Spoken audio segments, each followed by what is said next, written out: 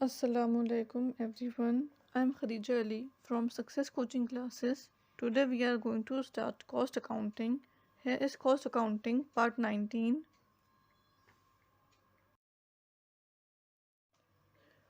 Special features of process costing.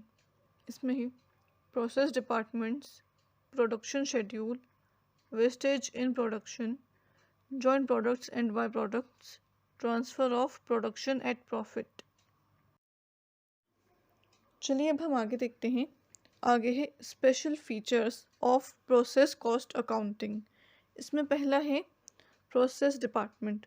इसमें है the factory is divided into possesses और departments. जो फैक्ट्री है वो डिवाइड करी गई है पोजेसेस में, प्रोसेसेस में और डिपार्टमेंट्स में।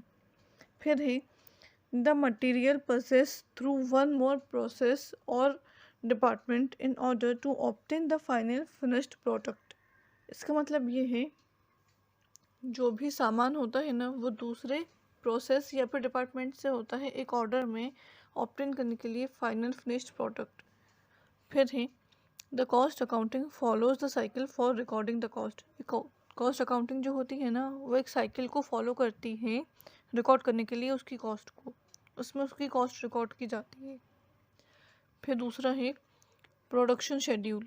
इसमें है process schedules of production are prepared in the same way as the job order schedules are done. इसका मतलब ये है जो प्रोसेस शेड्यूल्स होते हैं प्रोडक्शन के वो प्रिपेयर करे जाते हैं एक सेम वे में as the job order schedule are done. जिस तरीके से जॉब ऑर्डर शेड्यूल बनाए जाते हैं उसी तरीके से ये भी बनाए जाते हैं। फिर है but there is a slight difference in their functioning. यहाँ पे हल्का सा डिफरेंस होता है उनके फंक्शनिंग में।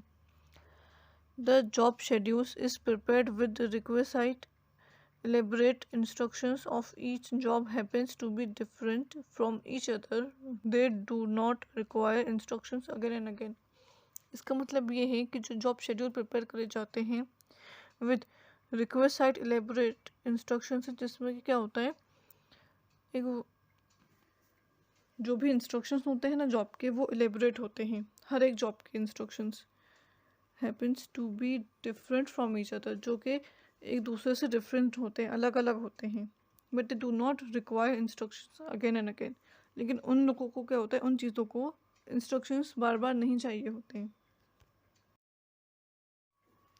चलिए अब हम आगे देखते हैं। आगे है वेस्टेज इन प्रोडक्शन। इसमें है the wastage of material is a natural feature in process costing. इसका मतलब ये है कि जो प्रोसेस कॉस्टिंग होती है उसमें मटेरियल का वेस्टेज होना नेचुरल है। फिर है due to chemical reaction, evaporation, shrinkage, cutting etcetera. ये सब क्या है, ये सब वजह है कि जिन वजह से हमारे प्रोडक्शन में वेस्टेज आता है। पहला है ड्यू टू केमिकल रिएक्शन। अगर कोई केमिकल रिएक्ट कर जाए तो उस वजह से हमारा प्रोडक्ट वेस्ट हो जाता है। दूसरा है एवेपोरेशन। एवेपोरेशन मतलब उड़ना। अगर किसी वजह से हमारे प्रोडक्ट में एवेपोरेशन हो जाता है तो हमारा प्रोडक्ट वेस्ट हो जाएगा। फिर है श्रिंकेज। श्रिंकेज का मतलब होता है सुकड़ना, कि कुछ ऐसे प्रोडक्ट्स होते हैं जो सुकड़ जाते हैं तो उनके सुकड़ने की वजह से प्रोडक्ट्स वेस्ट हो जाते हैं। फिर है कटिंग। अब प्रोडक्ट्स मैन्युफैक्चर होते हैं तो जाहिर सी बात है वो कट भी होते हैं। अब उनकी कटिंग जो होती है उसमें वेस्टेज भी काफ़ी होता है। फिर इसमें आगे है the input is not equivalent to output. इसका मतलब ये है कि हमारा जो प्रोडक्शन होता है हम उसमें क्या करते हैं, इनपुट करते हैं रॉ मटेरियल को, और आउटपुट हमारा क्या आता है, फिनिश्ड प्रोडक्ट। तो हम जो रॉ मटेरियल इनपुट करते हैं वो हमारा जो आउटपुट होता है फिनिश्ड प्रोडक्ट उसके इक्वल में नहीं होता, उसकी क्वांटिटी में डिफरेंस होता है। फिर है the accounting of normal and abnormal wastage has a special feature with process costing. जो अकाउंटिंग होती है नॉर्मल की और एबनॉर्मल वेस्टेज की, उसके एक स्पेशल फीचर्स होते हैं प्रोसेस कॉस्टिंग के साथ। फिर आगे हैं joint products and byproducts. इसमें है while manufacturing a main product we come across some byproducts in the same process. इसका मतलब ये है कि हम जब भी हमारे मेन प्रोडक्ट्स को मैन्युफैक्चर करते हैं हम उसके साथ साथ बाय प्रोडक्ट्स में भी आते हैं। We come across the byproducts, कुछ बाय प्रोडक्ट्स होते हैं हम उसमें भी आते हैं उसी सेम प्रोसेस में।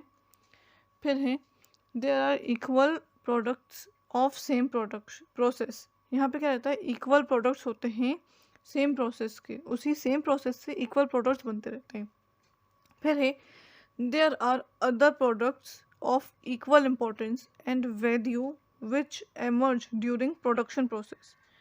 ये क्या रहता है, यहाँ पे कुछ दूसरे प्रोडक्ट्स भी होते हैं इक्वल इम्पोर्टेंस के, एक ही इम्पोर्टेंस और एक ही वैल्यू के, जो इमर्ज होते हैं, जो मिलते हैं ड्यूरिंग प्रोडक्शन प्रोसेस से।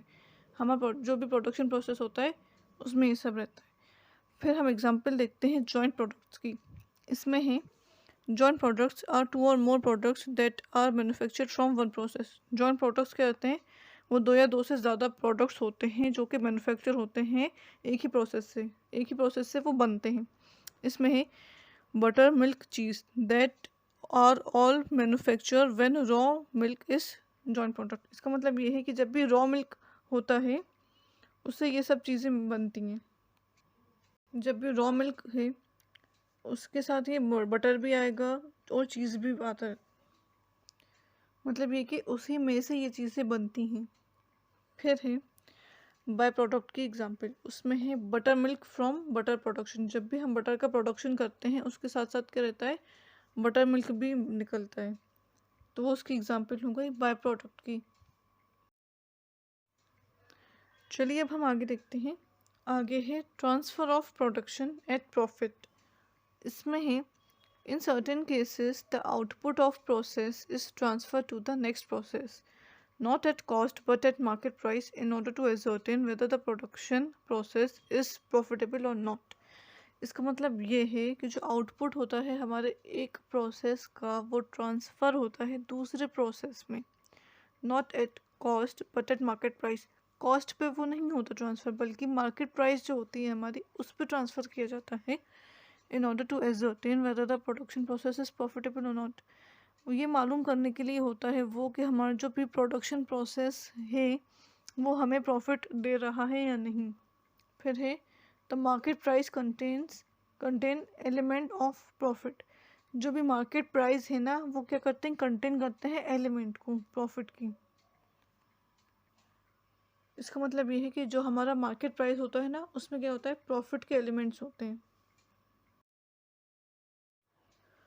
हमारा कॉस्ट अकाउंटिंग का पार्ट 19 एंड होता है।